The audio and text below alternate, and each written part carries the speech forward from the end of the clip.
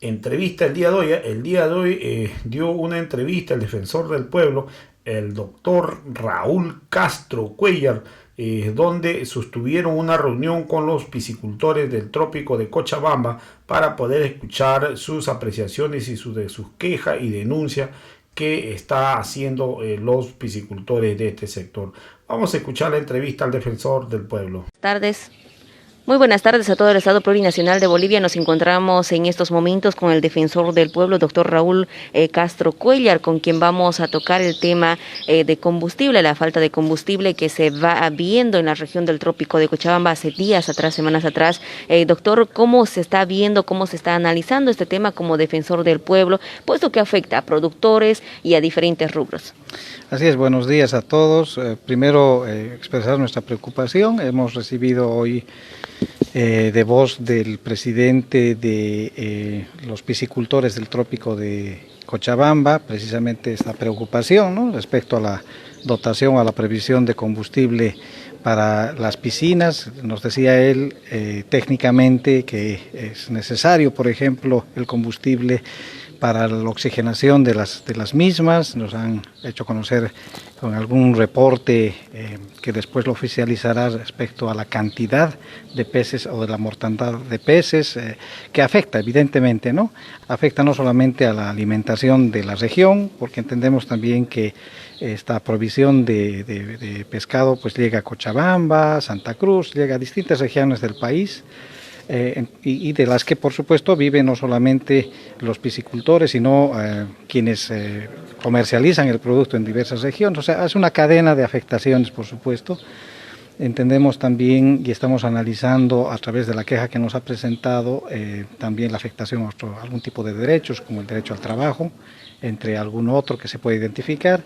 La Defensoría del Pueblo en ese sentido pues no solamente ha expresado su preocupación, sino también efectuará seguimiento permanente. Así podemos generar algún espacio en el que las instituciones competentes y con atribuciones al respecto puedan solucionar este inconveniente. Por supuesto que lo vamos a generar, acompañaremos en ese sentido esa preocupación, que también, como bien usted lo decía, no solamente tiene que ver con los piscicultores de la región, tiene que ver con productores agrícolas, pecuarios, tiene que ver incluso con el tema de hospitalario o de salud, porque son remisiones a veces de ambulancias con enfermos o desplazamientos autorizados en el marco de la cuarentena que estamos todos cumpliendo, que se deben efectuar y se hacen con combustible. Entonces, son estos, entre otros, que evidentemente son de preocupación, en este caso en concreto, de los productores piscícolas, que la Defensoría del Pueblo está abordando en el marco de sus atribuciones. ¿Se ha dado a conocer algunas normativas o quizás algún informe que se le va a dar a conocer lo que es el directorio de piscicultores? Así es. Inicialmente nosotros hemos recibido una nota por el que nos hacen conocer su preocupación. Sin embargo, se ha anunciado una remisión de un documento ya que incluya más bien datos técnicos más precisos, con información no solamente de la afectación en términos numéricos, digamos económicos, sino también de características sociales, ¿no? Muy bien lo decía el presidente de los piscicultores del trópico, que hay familias detrás de esto, de quienes, por supuesto, es su única subsistencia, ¿no? Y no todos tienen, digamos, una cantidad numerosa de piscinas, sino algunos tienen una o pequeñas piscinas productoras de las que por supuesto viven. Entonces creo que es un tema de preocupación, y en ese sentido nosotros no solamente hacemos votos, sino pues haremos todas las gestiones que sean pertinentes y necesarias, en sentido de que la dotación sea la que corresponda y la que corresponda técnicamente, seguramente bajo ese lineamiento, y acompañaremos, porque lo que nos preocupa es la derivación de esta limitación en efectos y en derechos hacia las personas, ¿no? Hacia las personas y hacia las familias de la región. ¿Hay algún otro sector que se ha pronunciado o ha denunciado la falta de combustible o que los está afectando igual como están siendo afectados los piscicultores? Mire, de manera así oficial no tenemos otro dato, pero entiendo, como usted bien lo decía también, que son familias agricultoras, de agricultores, pecuarios que tienen dificultades.